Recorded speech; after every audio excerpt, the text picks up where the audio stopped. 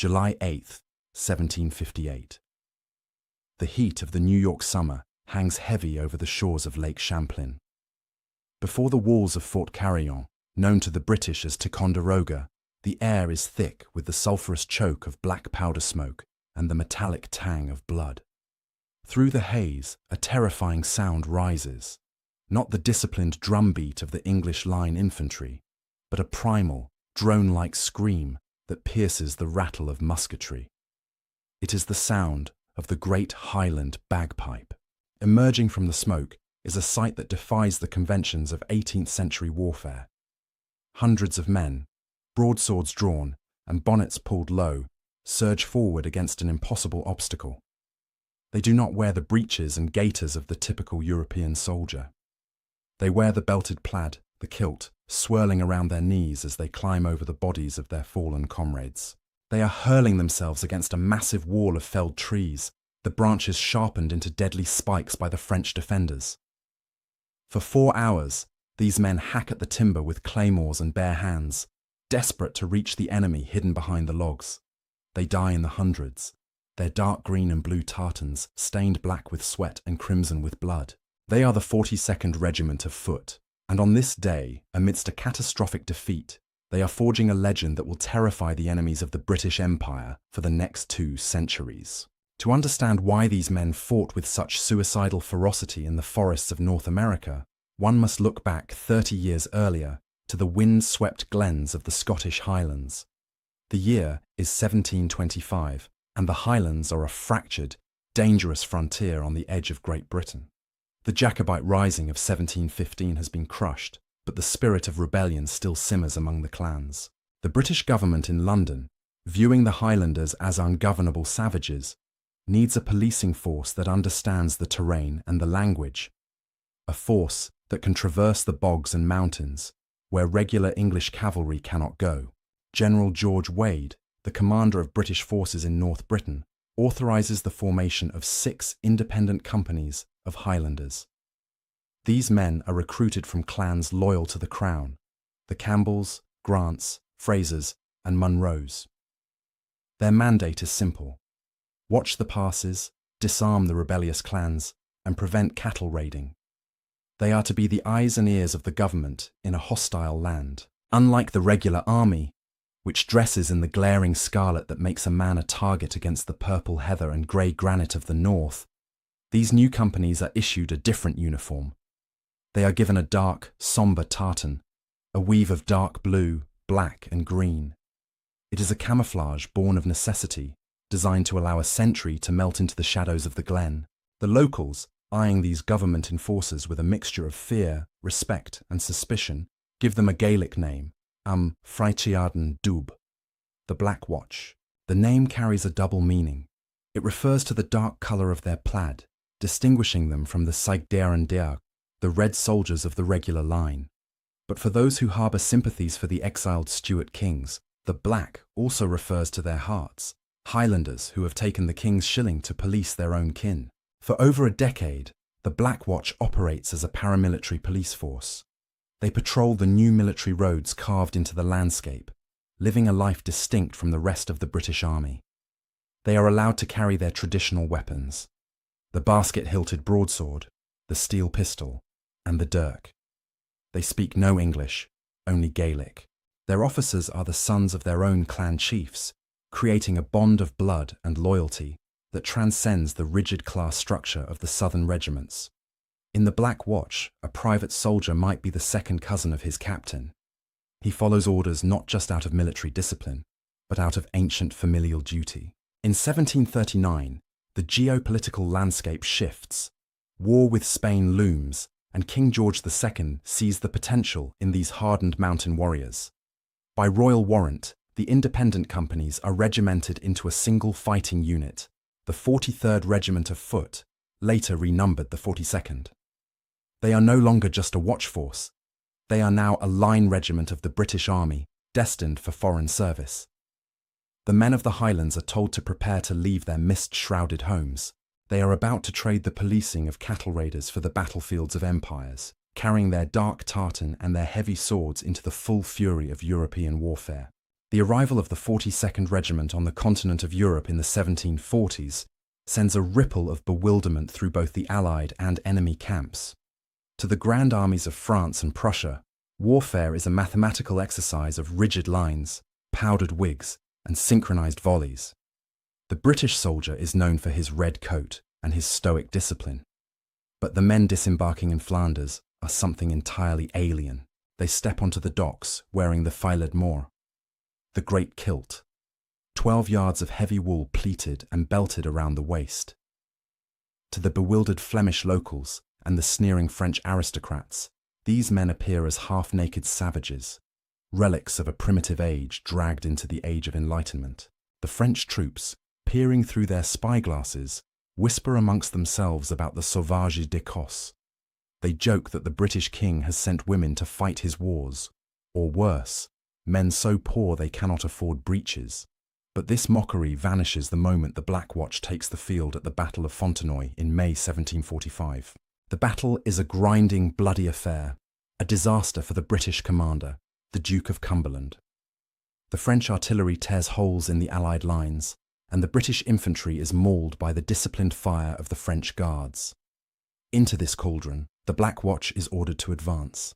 It is here that Europe witnesses the Highland way of war for the first time. Standard British doctrine dictates that a regiment marches in step, fires a volley, reloads while standing, and fires again. The Highlanders, however, possess an instinct honed by centuries of clan feuding. As the French cannons roar, the men of the 42nd do not stand like statues to be mowed down. At the flash of the enemy guns, the entire regiment drops flat to the earth. The cannonballs scream harmlessly overhead, tearing through the air where their chests would have been. As the smoke clears, they spring to their feet, unhurt and enraged. They close the distance with terrifying speed. Within pistol range, they deliver a single thundering volley of musket fire.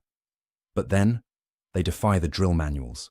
Instead of reaching for their cartridges to reload, hundreds of men simultaneously drop their muskets to the grass. In a flash of steel, the basket-hilted broadswords are drawn. A roar of Gaelic invective floods the battlefield as the regiment surges forward into the smoke. This is the Highland Charge, adapted for the King's service. It is a shock tactic designed to break the nerve of the enemy before the blade even connects. The French infantry, terrified by the sight of these screaming, kilt-wearing giants rushing through the smoke with raised swords, waver.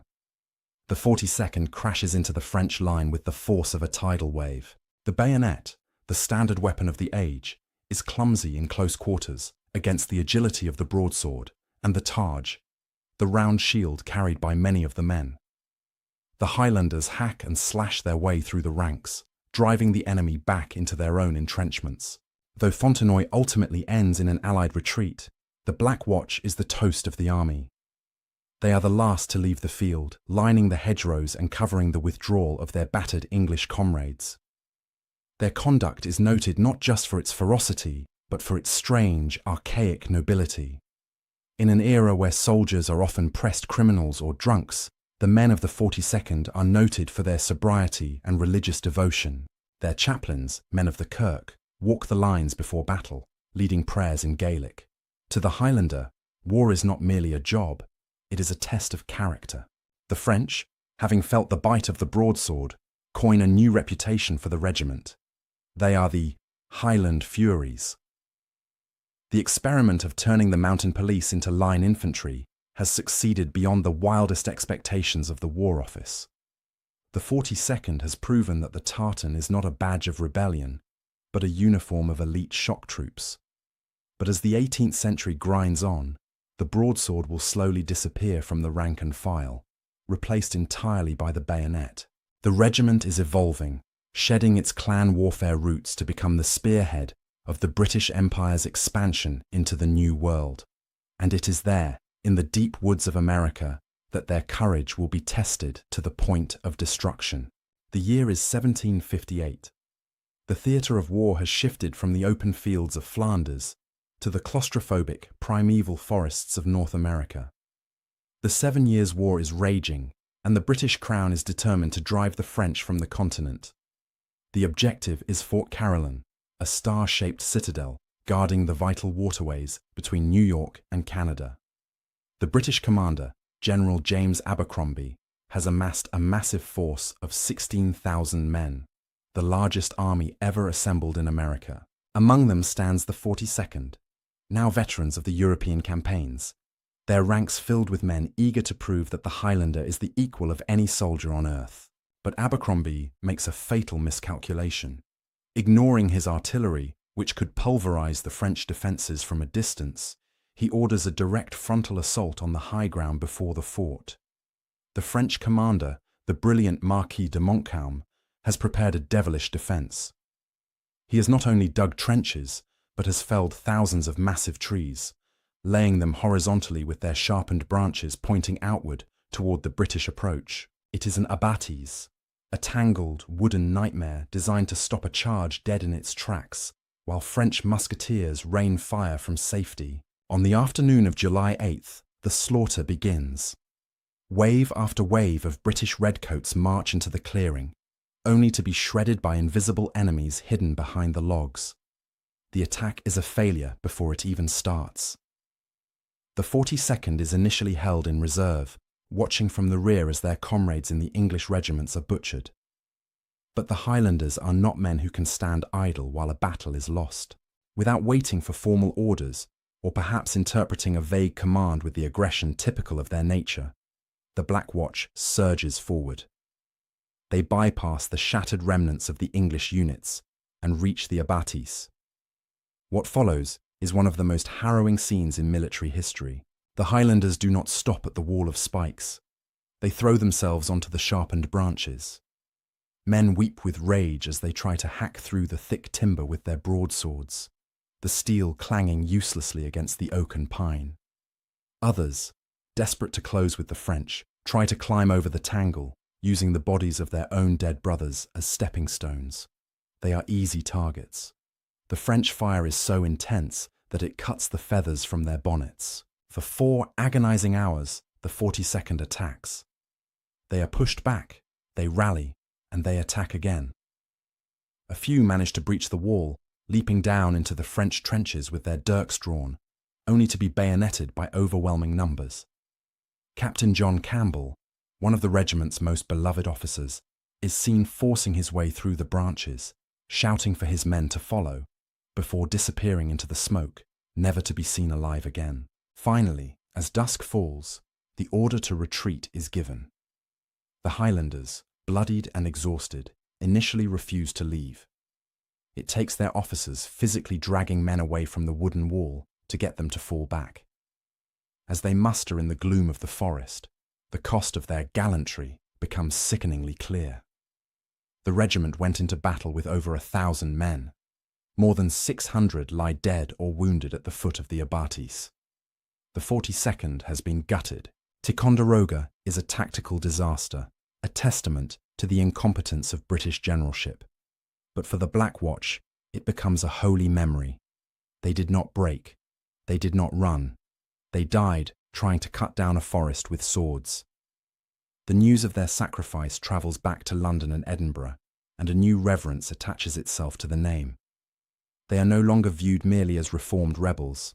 They are the old Highland Watch, a unit that will follow orders into the mouth of hell itself. It takes decades for the regiment to rebuild its shattered strength, but the spirit of the Black Watch survives the carnage of Ticonderoga. By the turn of the 19th century, a new threat has risen in Europe: Napoleon Bonaparte. The French Republic, and later the Empire, sweeps across the continent, seemingly invincible. In 1801, the British army is sent to Egypt to dislodge the French hold on the Nile. The 42nd, now a seasoned unit of the line, lands on the sandy shores of Aboukir Bay, trading the pine forests of America for the blinding sun and dunes of Alexandria. The Battle of Alexandria on March 21, 1801, is a chaotic, swirling melee fought in the pre-dawn darkness. The British lines are confused, visibility is near zero, and the sound of battle is a disorienting roar. The 42nd is positioned near some Roman ruins when the French launch a surprise attack. But this is not just any French unit. It is the Invincibles, a legion that boasts it has never been defeated in battle. In the gloom, the Highlanders are suddenly attacked from both the front and the rear.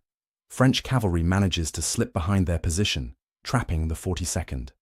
In most armies, this is the moment panic sets in, when a unit breaks and runs. But the discipline of the Black Watch holds. Without panic, the rear rank simply turns around. The regiment fights back to back, a solid wall of red coats and dark tartan facing outward in both directions. It is a savage, intimate fight. Bayonets clash against sabres. Men grapple in the sand.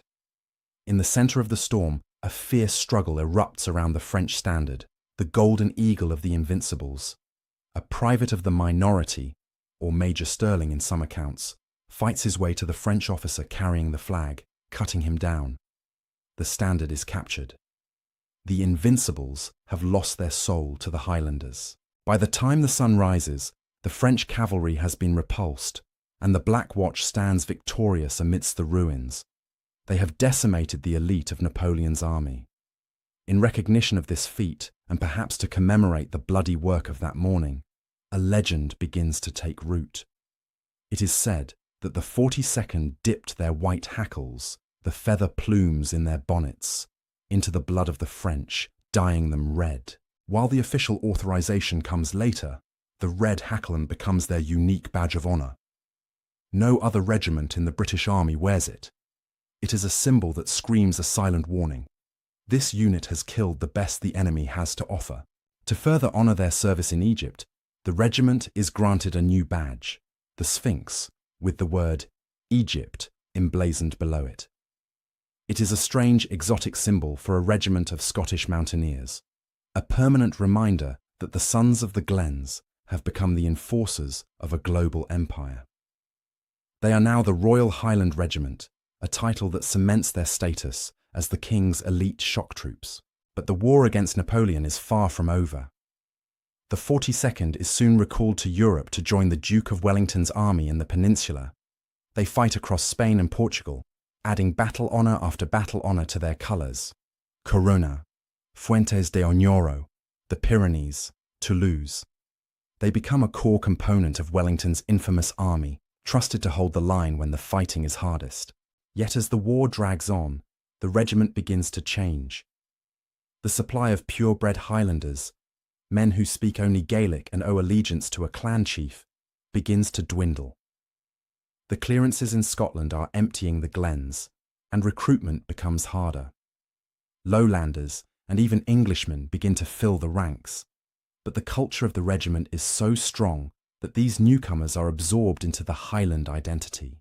They don the kilt, they learn the drill, and they inherit the terrifying reputation of the Black Watch. They are taught that to wear the red hackle is to carry a burden of history that cannot be dropped. And as the ultimate confrontation with Napoleon approaches in 1815, they will need every ounce of that history to survive. June 16th, 1815. 2 days before the cataclysm at Waterloo, the Duke of Wellington's army is scrambling to react. Napoleon has moved faster than anyone anticipated, driving a wedge between the British and their Prussian allies. The crossroads of Quatre Bras is the key to the entire campaign. If the French take it, they can march straight to Brussels. The British rush to the scene, arriving piecemeal, exhausted from forced marches in the stifling summer heat. The 42nd arrives at the crossroads early in the afternoon. The fields are tall with rye, the crops standing nearly chest-high, creating a golden sea that ripples in the wind. This tall grain is beautiful, but deadly. It hides the movement of troops completely. The Highlanders march through the rye, unaware that they are walking into a trap set by Marshal Ney, the bravest of the brave. Ney unleashes his cavalry, lancers and cuirassiers, heavy armoured horsemen who are the hammer of the French army. Because of the tall rye, the Black Watch does not see them coming. The thunder of hooves is muffled by the soft earth, and the lancers stay low, their pennants hidden by the stalks. Usually, a regiment needs time to form a square. The geometric formation where soldiers form a hollow box, presenting a wall of bayonets on all four sides to repel horses. It requires precise orders and perfect drilling. But there is no time. The lancers burst from the rye mere yards away, their spear tips lowered. The colonel of the 42nd, Sir Robert Macara, screams the order to form square. The two front companies manage to halt and turn, but the two rear companies are still running to get into position when the French cavalry slams into them. It is a moment of pure horror. The square is not closed. The French lancers ride straight into the middle of the regiment, stabbing and trampling the Highlanders from the inside out. Colonel Macara is cut down where he stands, a lance driven through his body. In any other unit, this is the end. A broken square means slaughter. But the men of the 42nd do not break. The companies that are formed stand their ground, firing disciplined volleys into the mass of horses. The men of the unformed rear companies, cut off and surrounded, do not run. They turn and fight individually. Highlanders drop their muskets and grab the lancers by their uniforms, dragging them from their saddles to finish them with bayonets on the ground.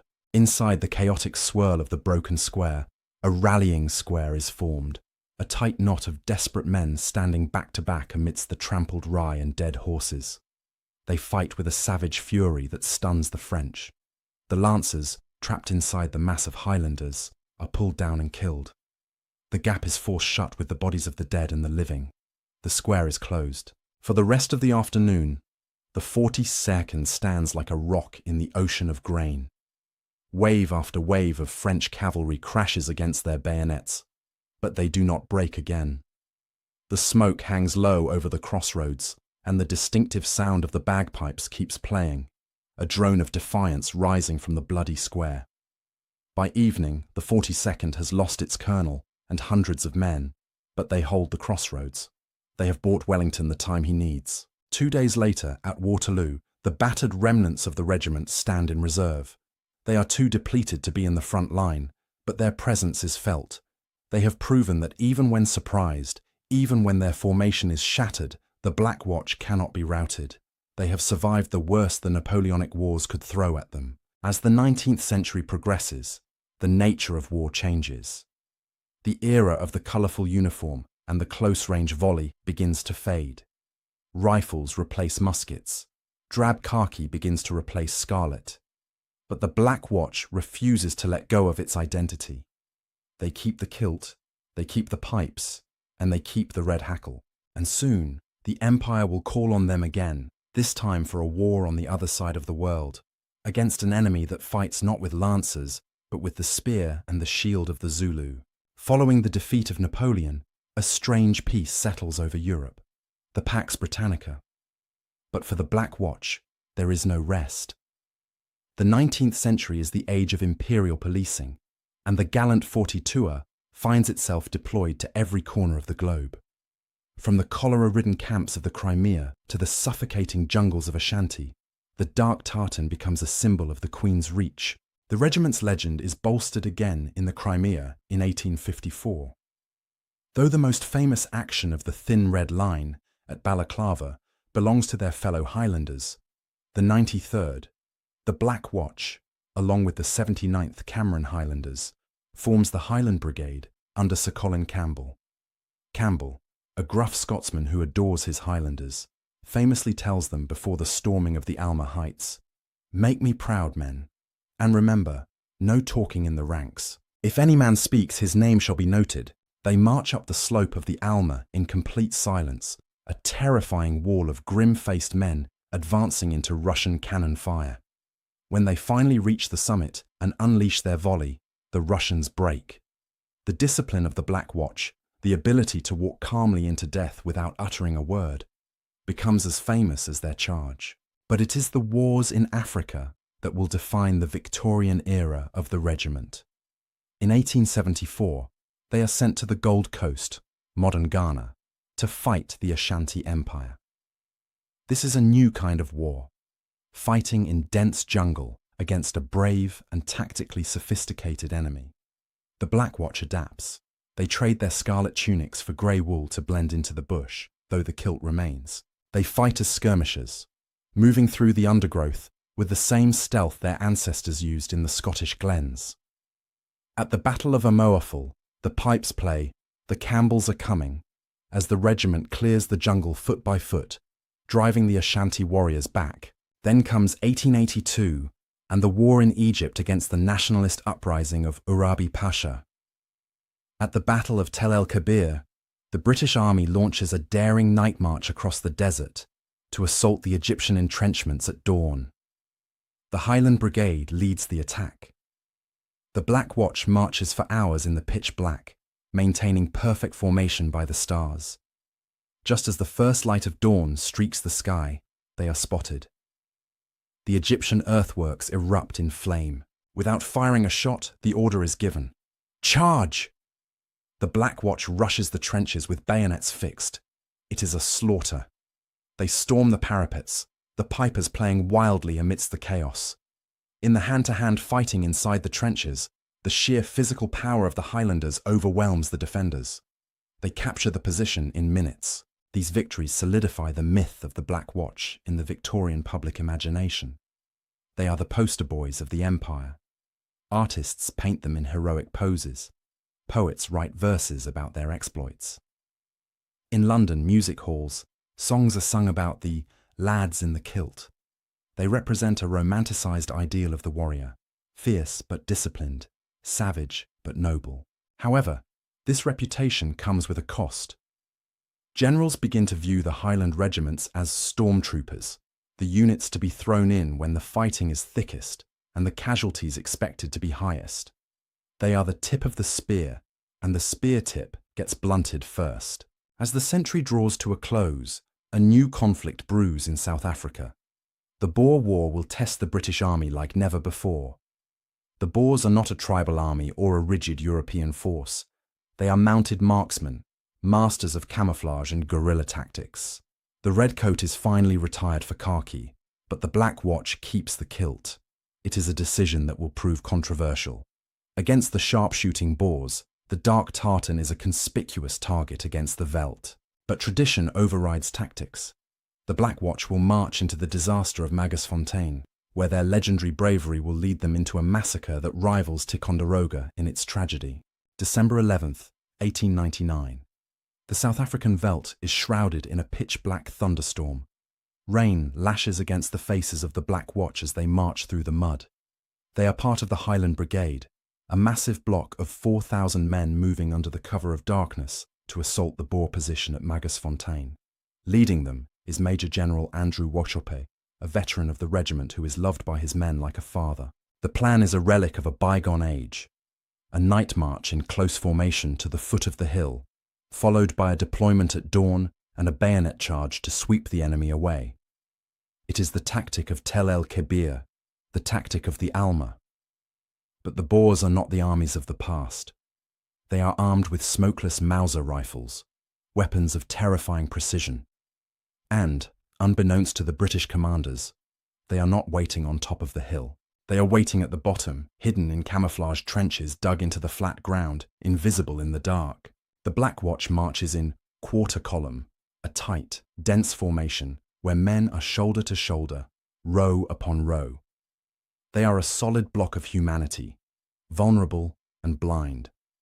Washope keeps them in this tight formation as they approach the hill, fearful of losing cohesion in the storm. He delays the order to spread out. Suddenly, a tripwire is snagged, or perhaps a twig snaps. A single shot rings out. Instantly, the base of the hill erupts. It is described by survivors not as gunshots, but as a continuous sheet of lightning. Thousands of Mauser rifles open fire simultaneously from point-blank range into the massed ranks of the Highlanders. The front companies of the Black Watch are annihilated in seconds. Men drop in swathes, as if cut down by a giant scythe. General Washope is hit almost immediately. As he falls, dying in the mud, he is heard to cry out, "Don't blame me for this, lads." Panic threatens to consume the brigade, but the discipline of the Black Watch holds the line against total rout. Those who are not killed instantly throw themselves flat onto the wet earth. They try to return fire, but they cannot see the Boers. Only the muzzle flashes in the darkness. As dawn breaks, the rain stops, and a new torture begins. The South African sun rises, baking the veldt. The Highlanders are pinned down in the open plain, mere hundreds of yards from the Boer trenches. To move is to die. Snipers pick off anyone who lifts a head or a canteen. The men of the Black Watch are wearing the kilt. While it is a badge of pride, on this day it becomes a curse. As the sun climbs higher, the backs of their legs are exposed to the searing heat. The radiation burns their skin raw. The khaki aprons worn over the front of the kilts for camouflage do nothing to protect the backs of their knees. To add to the misery, the ground is covered in ant hills. Biting ants swarm over the wounded and the living alike, and the men must lie still and endure the agony, for any movement draws a hail of Mauser bullets. For 14 hours the regiment lies in this hell. They watch their water run out. They watch their officers die trying to rally them.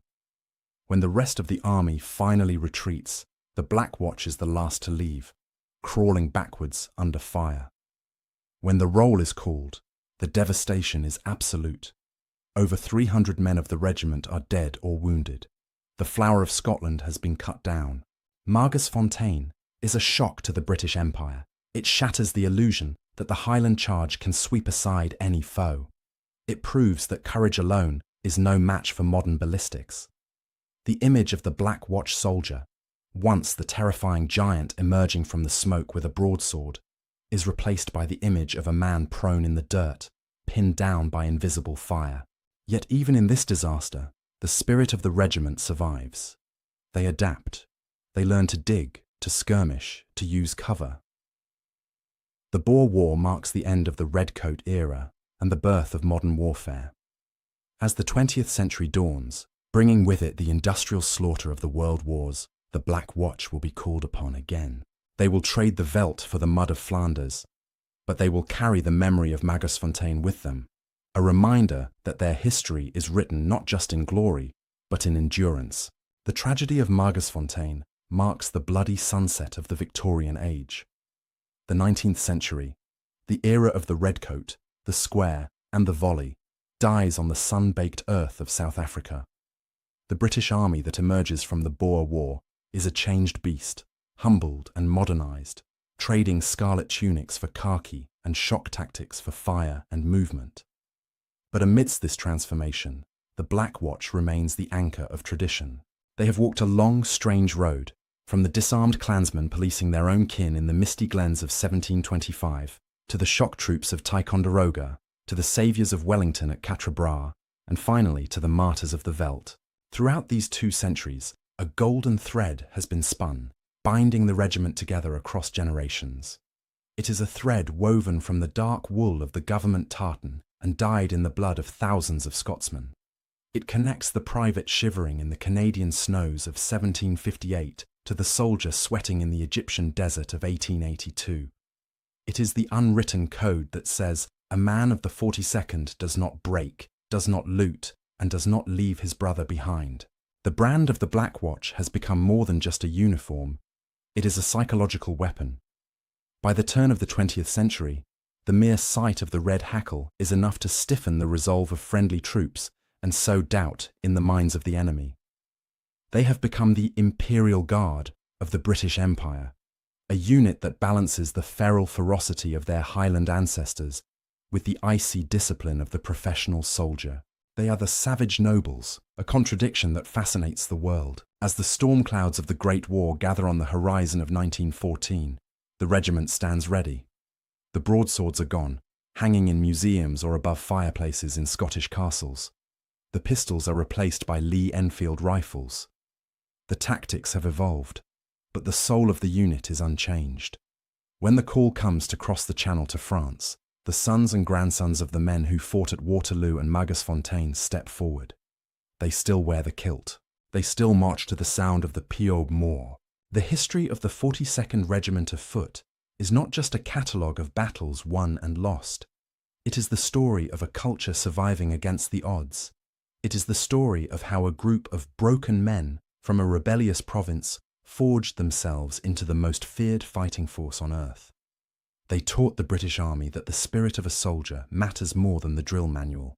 They taught the world that there is no sound more terrifying or more beautiful than the drone of bagpipes coming through the smoke. From the woods of North America to the sands of Egypt, the legend holds. They are the watchers in the dark. They are the gallant 42er. They are, and always will be, the Black Watch. Thank you for listening to our story.